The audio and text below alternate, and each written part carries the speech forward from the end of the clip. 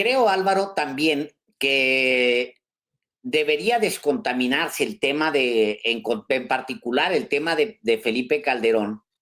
O sea, digamos que es lo que uno quisiera, pues, ¿no?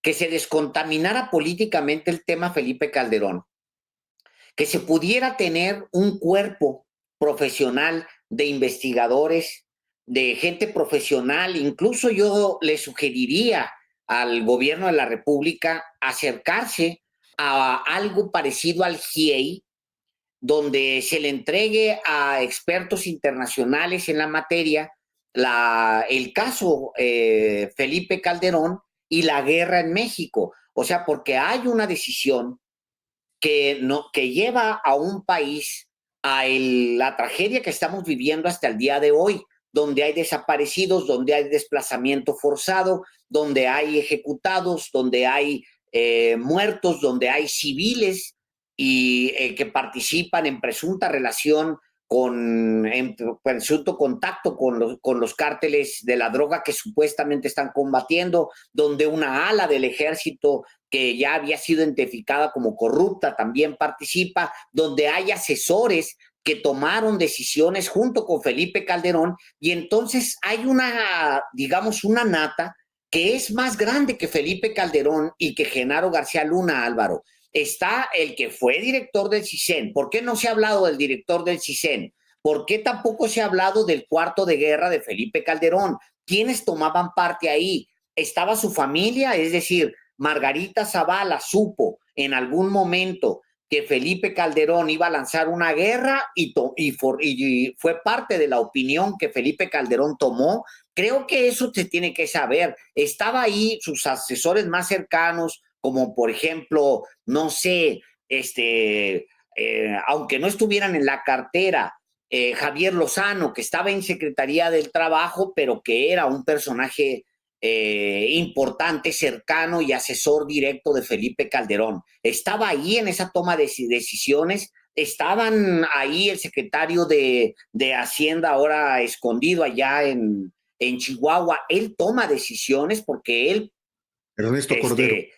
Ernesto Cordero hace una partida especial para trabajos de seguridad, tiene que haber, ¿me entiendes? O sea, yo creo que da para que el gobierno de la República le entregue a la CID, que arme una especie le suelte en manos de expertos internacionales una comisión expedita que diga, a ver, esto fue lo que pasó en México, señores, y que se descontamine de la parte política y que emita una serie en los próximos, hasta que se vaya el presidente López Obrador, en los siguientes 2 años, que quedan poco menos de 2 años, donde se emitan informes muy concretos de esta misma comisión.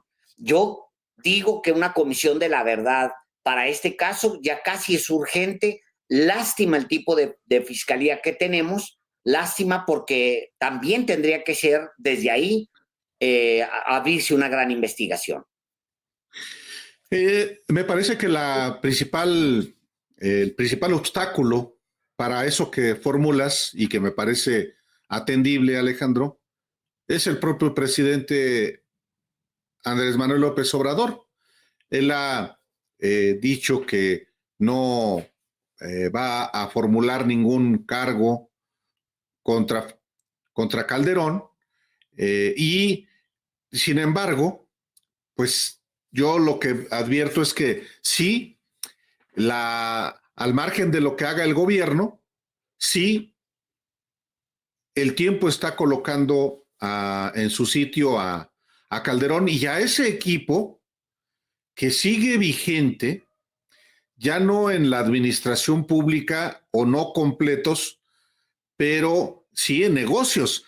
Tú mencionaste efectivamente a Javier Lozano Alarcón, a este personaje que fue senador, que fue secretario del Trabajo durante Calderón y luego fue senador durante el gobierno de Peña, y ya anda.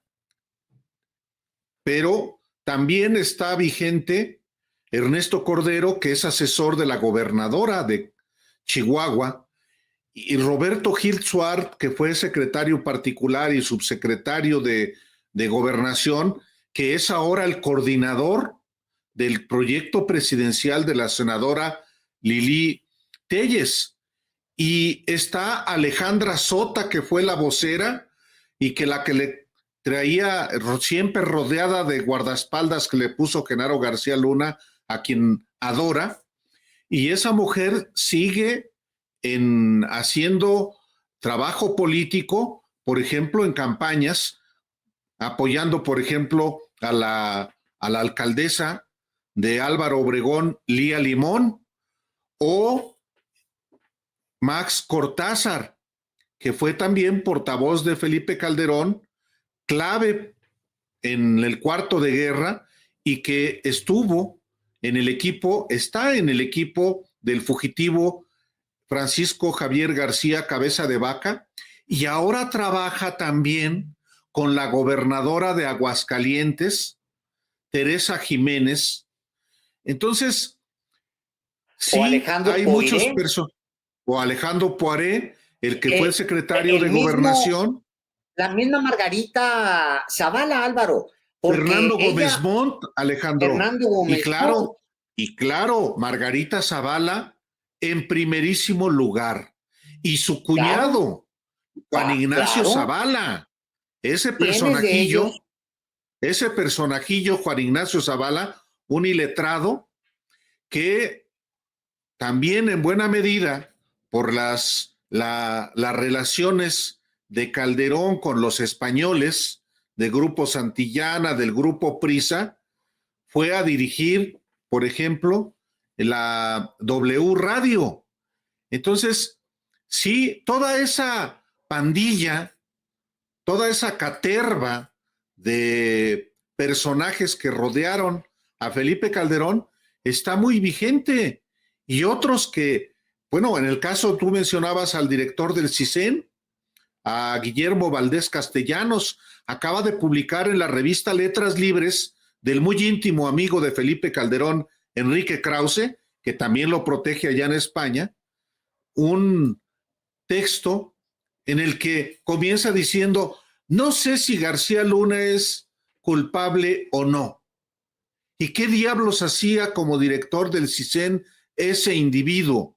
Bueno, ¿qué hacía Alejandro? Justificaba precisamente la guerra que inició Felipe Calderón.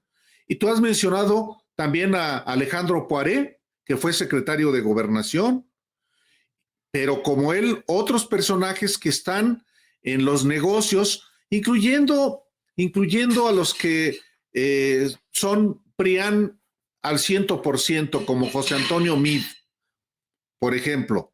Otro personaje que estuvo metido con Calderón desde el principio.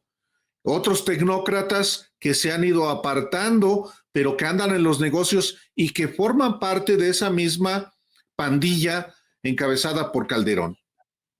De ahí lo importante, Álvaro, de la posibilidad de una comisión de la verdad que no recaiga en manos del presidente, para que el presidente se pueda él perfectamente abrogar lo que él considere en términos políticos, o sea, de poder decir en términos políticos, estos eran corruptos, habladores, miserables, lo que quieras, bueno, lo que él quiera, pero en la formalidad, quien lleve un juicio digamos, una investigación para saber qué pasó, la puede llevar gente profesional, un cuerpo profesional de investigadores, especialistas internacionales, solicitados ante la Comisión Interamericana de Derechos Humanos. Mira, leo aquí de la cuenta de Veroram 19, dice, ¿para qué una comisión de la verdad?